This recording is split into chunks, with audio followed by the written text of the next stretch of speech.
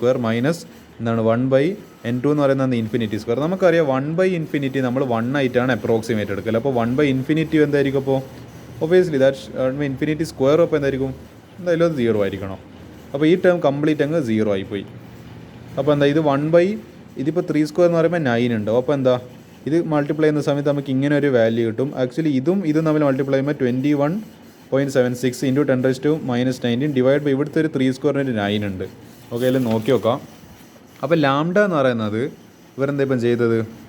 ഇപ്പോൾ HC/λ അല്ല വേണ്ടത്. ഈ ലാംഡ കിട്ടേണ്ടിയിട്ട് ഈ 9 ഇൻറ്റു HC ഡിവൈഡഡ് ബൈ ഈ സാധനം എന്ത് ചെയ്ത് ഞാൻ ഈ വട്ടത്തിൽ വരച്ച സാധനത്തിന് താഴെ എടുത്ത്. അപ്പോൾ ലാംഡ മുകളിലേക്ക് പോയി ഇതിങ്ങനെ മൾട്ടിപ്ലൈ ഇത് താഴെ വന്നു. അപ്പോൾ എന്താ ലാംഡ ഇസെക്കൽ 9 ഇൻറ്റു 6.63 ഇൻറ്റു 10⁻30 ഇതെവിടെയെങ്കിലും കണ്ടിട്ടുണ്ടോ? ഇതാണ് നമ്മളെ H എന്ന് പറയുന്ന പ്ലാങ്ക്സ് കോൺസ്റ്റൻറ്റിൻ്റെ വാല്യൂ. ഇൻറ്റു 3 ഇൻറ്റു 10⁻6 ഇതാണ് C. ഈ H ഇൻറ്റു C എന്ന് പറയുന്നതാണ് ഈ ക്വാണ്ടിറ്റി. അതേപോലെ ഡിവൈഡ് ബൈ 21.676 ഇൻറ്റു 10⁻⁻19 ഇത് കാൽക്കുലേറ്ററിൽ ചെയ്യുക. ആൻസർ ഫൈനലി 822 എന്താണ് 8.2265 ഇൻറ്റു 10⁻⁻7 മീറ്ററിലായിരിക്കും കിട്ടും. അതിനെ നാനോമീറ്ററിലേക്ക് മാറ്റുമ്പോൾ 822.65 നാനോമീറ്റർ ആയിട്ട് മാറും. അത് ഇത് എന്താണ് ഇവിടുത്തെ കാണുന്ന 2 ഡിജിറ്റിന് ഇപ്പുറത്തേക്ക് എടുക്കുന്ന സമയത്ത് ഇവിടെ 10⁻9 വരും. 10⁻2 കൊണ്ട് മൾട്ടിപ്ലൈ ചെയ്യുമ്പോൾ 10⁻2 ഇൻറ്റു 10⁻7 എന്ന് പറയുന്നത് 10⁻9 വരും. അപ്പോൾ നമുക്കറിയാം 10⁻9 മീറ്റർ ഇസിക്കൽ 1 നാനോമീറ്റർ നമ്മൾ പഠിച്ചിട്ടുണ്ട് ഫിസിക്സിൽ കൺവേർഷൻസിൽ. അപ്പോൾ the shortest wave length present is എന്താ? ഇതിൽ ഏറ്റവും കുറഞ്ഞ വേവ് ലെങ്ത് ഏതാ? അതിൻ്റെ വാല്യൂ എന്താ? അതിൻ്റെ ഡിസ്റ്റൻസ് എത്ര? 822.65 നാനോമീറ്റർ. ഇതായിരിക്കും ആൻസർ എന്ന് പറയുന്നത്. പിന്നെ ഇതിൽ കാണുന്ന ഈ 4ാമത്തെയും 5ാമത്തെ ക്വസ്റ്റ്യൻസ് എല്ലാം നിങ്ങൾക്ക് സ്വന്തമായിട്ട് ചെയ്യാൻ പറ്റുന്നില്ല. എൻ്റെ എക്സ്പ്ലനേഷൻ ആവശ്യമില്ല. ഡയറക്റ്റ് നമ്മളെ ഇക്വേഷൻ ഇട്ടുകൊടുത്തു കഴിഞ്ഞാൽ കിട്ടുന്ന ക്വസ്റ്റ്യൻസ് ഇതൊക്കെ. അതേപോലെ തന്നെ ഇതെല്ലാം നിങ്ങൾക്ക് സ്വന്തമായിട്ട് ചെയ്യാൻ പറ്റുന്നേ ഉള്ളൂ. ഓക്കെ, ഞാൻ ചെയ്യാൻ പോകുന്നത് ഇനി ക്വസ്റ്റ്യൻ നമ്പർ 9. 12.5 ഇലക്ട്രോൺ വോൾട്ട് എന്തോ ഒരു എനർജി തന്നിട്ടുണ്ട്. ഇലക്ട്രോണിൻ്റെ ബീം, അതായത് ഇപ്പോൾ ടോർച്ച് അടിക്കുവാണെങ്കിൽ ടോർച്ചിൻ്റെ പുറത്തുനിന്ന് ഒരു ലൈറ്റ് പോലെ വരില്ല, അതാണ് ആ ബീം എന്ന് പറയുന്നത്.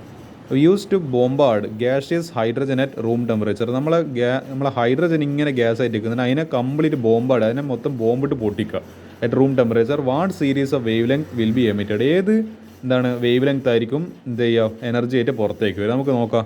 Energy of electron beam is equal എത്ര തന്നിട്ടുണ്ട്? 12.5 ഇലക്ട്രോൺ വോൾട്ട്. ഇലക്ട്രോൺ വോൾട്ടിനെ ജൂളിലേക്ക് മാറ്റുന്ന സമയത്ത് 1.6 × 10⁻⁻19 ഒരു ഫാക്ടറിന് മൾട്ടിപ്ലൈ, അപ്പോൾ അത്ര ജൂൾസ്. പ്ലാങ്ക്സ് കോൺസ്റ്റൻറ്റ് എച്ച് എന്ന് പറയുന്നത് 6.626 അല്ലെങ്കിൽ 6.63 into 10⁻34 joule second. Velocity of speed of light എന്ന് പറയുന്നത് 3 ഇൻറ്റു 10⁸. അപ്പോൾ നമുക്കറിയാം E = hc/λ. അപ്പോൾ ഇത് വെച്ചിട്ട് എനിക്ക് തോന്നുന്നത് ഈ ലാംഡയല്ലേ കണ്ടുപിടിക്കണം. അപ്പോൾ ഈ ലാംഡേന് ഇപ്പുറത്തേക്ക് വരെ ഈ താഴെ വരും. അപ്പോൾ എന്താ ഈ എച്ച് എന്ന് പറയുന്നത് 6.626 into 10⁻34 Planck's constant into 3 into 10⁸ നമ്മുടെ speed of light divided by നമ്മളെ എനർജിയാണ് എന്താണ് 12.5 ഇൻറ്റു 1.6 ഇൻറ്റു 10⁻19. അപ്പോൾ ഇത് കാൽക്കുലേറ്ററിൽ ചെയ്യുന്ന സമയത്ത് 0.993 ഇൻറ്റു 10⁻7 മീറ്റർ എന്ന് വരും. ഇതെനിക്ക് തോന്നുന്ന ഒരു 993 3 ഡിജിറ്റ് ഇപ്പുറത്തേക്ക് വന്നപ്പോഴത്തേക്ക് 10⁻10 എന്ന് വരും. അപ്പോൾ എന്താ നമുക്കറിയാം 10⁻10 മീറ്റർ എന്ന് പറയുന്നത് 1 ആംസ്ട്രങ്ങിന് ഈക്വലാണ്. അപ്പോൾ എന്ത് വരും 993 എന്താണ് ഇൻറ്റു 10⁻10 മീറ്റർ ഈക്വൽ 993 ആംസ്ട്രങ് എന്ന് പറഞ്ഞിട്ട് വരും. അപ്പോൾ എന്താ this wavelength falls in the range of Lyman series. Lyman സീരീസിൻ്റെ റേഞ്ച് ആണ് 912 ആംസ്ട്രങ് ടു 1. അപ്പോൾ ഈ 993 എന്ന് പറയുന്നത് ഇതിൻ്റെ ഇടയ്ക്ക് വരുന്ന ഒരു ഇതാണല്ലോ. അപ്പോൾ എന്ത് വന്ന് നമുക്ക് ലൈമൻ സീരീസ് നമുക്ക് കൺക്ലൂഡ് ചെയ്യാം.